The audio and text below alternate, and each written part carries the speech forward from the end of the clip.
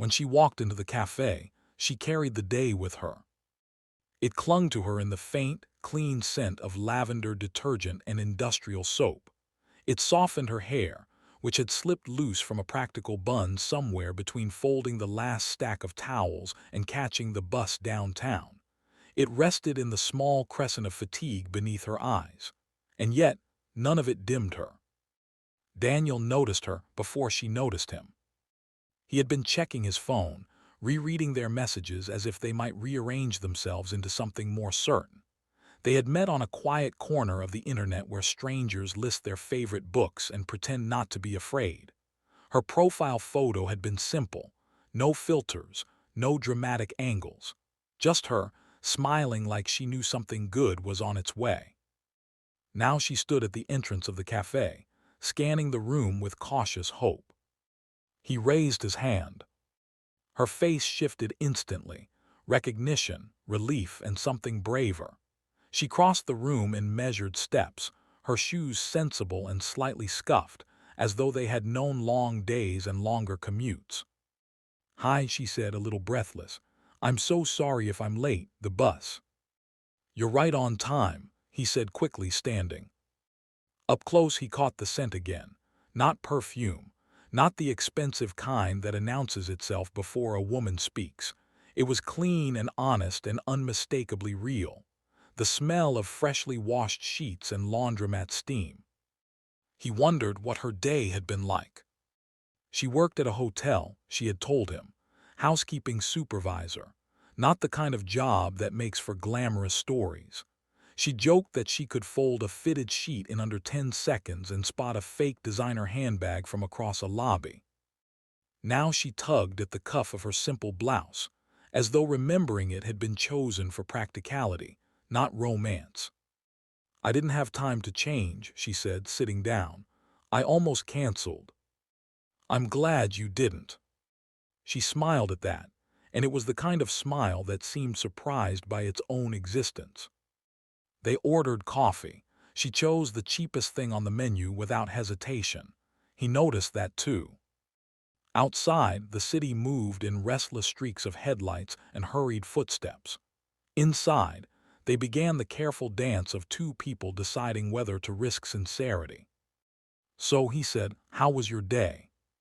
She laughed softly. "Long, a bridal party checked out this morning. Glitter everywhere. I'm pretty sure I'll find sequins in my shoes for the next week."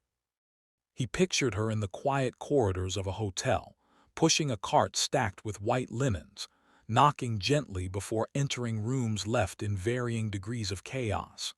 He imagined her hands smoothing creases from bedspreads, wiping mirrors until they reflected something kinder than reality. "It sounds exhausting." "It is," she admitted, "but I like knowing I leave things better than I found them." There was no self-pity in her voice, just fact. He told her about his job, graphic design for a small marketing firm. Flexible hours, creative meetings, clients who changed their minds too often. He almost felt embarrassed by how light his day had been compared to hers. She listened carefully, asking questions that made him feel more interesting than he usually did. At one point, she tucked a loose strand of hair behind her ear and said, "I almost wore heels." He smiled. "Why didn't you?" She glanced down at her shoes. "Because I've been on my feet since 6. There it was, the reality she didn't try to hide. He admired that. The cafe grew louder as evening deepened. Students with laptops claimed the bigger tables. A couple argued quietly near the window. The espresso machine hissed like an impatient referee. She checked the time once, then quickly looked back at him. "Sorry," she said. "I promised my sister I'd call her later. She's applying to colleges and thinks I know everything." "Do you?" She shrugged. "I know how to fill out forms. I know how to work 2 shifts if I have to. I know how to make $50 last a week." She said it lightly, but something in her eyes flickered. He wanted to reach across the table then, but it felt too soon. Instead, he asked, "What do you dream about?" The question surprised her. She leaned back slightly, considering it as if it were fragile. I want my own place, she said slowly. Nothing huge, just a kitchen with a window.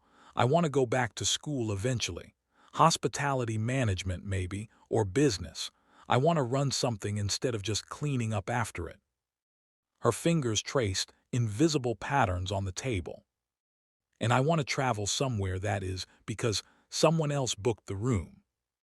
He watched her as she spoke, watched how her fatigue fell away when she described the future. The detergent scent seemed to carry something else beneath it, possibility. That doesn't sound small, he said. It sounds brave. She laughed again, softer this time. It sounds expensive. A comfortable silence settled between them, not empty, just unhurried. He realized he didn't mind that she had come straight from work. He liked that she hadn't polished herself into something unrecognizable. There was courage in showing up as you were. They decided to walk after the cafe closed. The air outside had cooled, the city exhaling the heat of the day. Streetlights painted everything in gold and shadow. She slipped her hands into the pockets of her coat. I should warn you, she said, I might yawn. You're allowed. She glanced at him sideways. Most first dates involve more effort. This is effort, he said. You came. She studied him for a second, as if measuring whether he meant it. They wandered without a strict destination, past bookstore windows and late-night bakeries. She pointed out a small thrift shop and told him she found most of her clothes there. Treasure hunting, she called it. You'd be surprised what people give up on. He thought of that phrase later, and how it applied to more than fabric. At a crosswalk, she swayed slightly, her body betraying its exhaustion. Are you okay? He asked. Just tired. He hesitated, then said, Can I ask you something? Sure. Why didn't you cancel? The light turned green. They crossed slowly. I almost did, she admitted. I was in the staff locker room staring at myself in the mirror. My hair smelled like bleach. My hands were dry from sanitizer. And I thought, what am I doing? He'll probably show up in something crisp and expensive. I'll look like I just finished scrubbing someone's bathtub. He didn't interrupt. But then I thought, if someone only wants the version of me that had time to change, then they don't really want me. Her voice was steady, but it cost her something to say it. He stopped walking. That's exactly who I wanted to meet, he said. She searched his face again, wary but hopeful. You don't even know me. I know you showed up, he said, even when it would have been easier not to. The city noise softened around them, as if giving space to the moment. She smiled slower this time, not surprised, not guarded, just real. They found a small park and sat on a bench beneath a tree that had started shedding early leaves. She leaned back, looking up at the sliver of moon. When I was a kid, she said, my mom used to bring home leftover soap from the hotel where she worked. Different scents every week. I'd line them up on my dresser like trophies. He pictured a younger version of her, hopeful and observant. I used to think clean meant new, she continued. Like if you scrubbed hard enough, you could start over. And now? She turned to him. Now I think clean just means you cared enough to try. The honesty of it settled between them. He told her about his own childhood, less complicated perhaps, but threaded with its own quiet expectations. Parents who valued stability above passion, a path that had always seemed mapped out. Do you ever feel like you're behind? She asked. All the time. She nodded, as if relieved to hear it. They sat there long enough for the night to deepen, for the traffic to thin. At some point, she rested her head briefly against his shoulder, not a dramatic gesture, just a tired one. He didn't move. He could still smell the detergent in her hair, but now it felt less like work and more like something intimate. A reminder that she had spent the day making spaces comfortable for strangers and still found the energy to sit here with him. He walked her to the bus stop. The bench was cold, the overhead light too bright. A few other passengers waited, wrapped in their own thoughts. "I'm sorry I'm not more glamorous," she said suddenly. The words surprised him. "Why would you say that?" She shrugged, but her gaze stayed fixed on the approaching headlights in the distance. "Sometimes I feel like I'm always arriving from somewhere else, like I'm never the polished version, just the in-between." He stepped closer. "I don't want polished," he said quietly. "I want real." The bus pulled up with a sigh of brakes. The doors folded open. She hesitated. "Tonight was nice," she said. "It was." She climbed the steps, then turned back before the doors closed. "I'll probably still smell like detergent next time," she warned. He smiled. "Good." The doors shut, and the bus carried her away, her silhouette framed in scratched glass and fluorescent light. He stood there longer than necessary, replaying the evening in small, vivid fragments. The way she chose the cheapest coffee without embarrassment. The way she talked about running her own business as if it were both impossible and inevitable. The way she refused to apologize for being tired but still apologized for not being more. On the ride home, she leaned her head against the window. Her body ached, her feet throbbed. Tomorrow's shift would start early again. But beneath the exhaustion, something glowed. She hadn't canceled. She hadn't hidden.